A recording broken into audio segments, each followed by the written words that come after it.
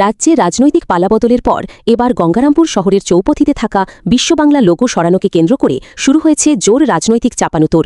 স্থানীয় বাসিন্দারা দেখতে পান ফোয়ারার ওপরে থাকা বিশ্ববাংলার লোগো আর নেই। এরপর থেকেই ঘটনাকে কেন্দ্র করে এলাকায় চাঞ্চল্য ছড়ায়। শহরের সৌন্দর্যায়নের জন্য পৌরসভার তরফ থেকে বসানো হয়েছিল, সেক্ষেত্রে কি সৌন্দর্যায়ন নষ্ট হবে বলে মনে করছেন? না, এরকম কিছু হবে না। নতুন করে কি এখানে কিছু বসবে? হ্যাঁ, নতুন করে কি এখন নতুন সরকার এসছে, উদ্যোগ নেয়, সেটা আমাদেরকে এখন অপেক্ষা করতে হবে। গঙ্গারামপুরে আইকনিক স্থান হলো এই চৌপতি মোড়, সেখানে যে এটা ছিল একটা সৌন্দর্যায়নের একটা বড় জায়গা ছিল, সেটা ভেঙে ফেলা হলো। তাতে সৌন্দর্যে কি কোনো কমতি হবে বলে মনে হচ্ছে? কোনো কমতি হবে না, এর থেকে আরো ডবল ডেভেলপমেন্ট হবে, আরো সুন্দর হবে। এখানে ব্রিজ করা হবে, ফ্লাইওভার করা হবে। এক কথায় জনগণের সুবিধার জন্য গঙ্গারামপুর আরো সুন্দর হয়ে সেজে উঠবে। জানা গিয়েছে ২০১৫ সালে গঙ্গারামপুর পুরসভায় তৃণমূল কংগ্রেস ক্ষমতায় আসার পর পুরসভার সুবর্ণ জয়ন্তী উপলক্ষে শহরের গুরুত্বপূর্ণ চৌপথি মোড়ে তৈরি করা হয়েছিল একটি সুদৃশ্য ফোয়ারা। সেই স্মৃতিসৌধের মাথাতেই বসানো হয়েছিল বিশ্ববাংলা লোগো। সম্প্রতি রাজ্যে বিজেপি সরকার গঠনের পর বিভিন্ন জায়গায় সরকারি প্রতীক ও অবৈধ নির্মাণ সরানোর ঘটনা সামনে এসেছে। তারই মধ্যে গঙ্গারামপুর চৌপথি থেকে বিশ্ববাংলার লোগো সরানোকে ঘিরে নতুন করে রাজনৈতিক জল্পনা শুরু হয়েছে।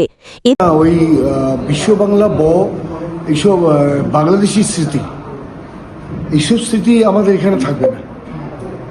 আজকে ভাঙা হয়েছে, কালকে প্রশাসনিক বৈঠক ছিল। প্রশাসনে যারা কর্তা ছিলেন মিটিংয়ে গঙ্গারামপুরে সবাই ছিলেন, প্রায় 17-18টা ডিপার্টমেন্ট ছিলেন। কালকে 2 বিডিও ছিলেন গঙ্গারামপুর, তারপরে আইসি সাহেবরা ছিলেন। কালকে সিদ্ধান্ত হয়েছে, বলেছি যে বিশ্ববাংলা আপনার সরিয়ে দেন 24 ঘন্টার মধ্যে। দরকার সেখানে অশোক স্তম্ভ দেব এবং আমাদের সংবিধান রচয়িতা ডক্টর বি.আর. আম্বেদকরের ছবি ওখানে বসাবো। বিশ্ববাংলা এসব থাকবে না বাংলায়। তো ওটা কালকের আমাদের অ্যাডমিনিস্ট্রেটিভ যে মিটিং হয়েছে, আমাদের গঙ্গারামপুরের বিডিও ম্যাডাম শ্রীমতী অর্পিতা ঘোষাল উনি ডেকেছিলেন। সেখানে গঙ্গারামপুর 41 বিধানসভার যিনি এমএলএ শ্রী মাননীয় সত্যেন্দ্রনাথ রায় মহাশয় ছিলেন। সেখানে আমাকে বলা হয়েছে, অনুরোধ করা হয়েছে যে বিশ্ববাংলার লোগোটা আপনারা সরিয়ে নেবেন।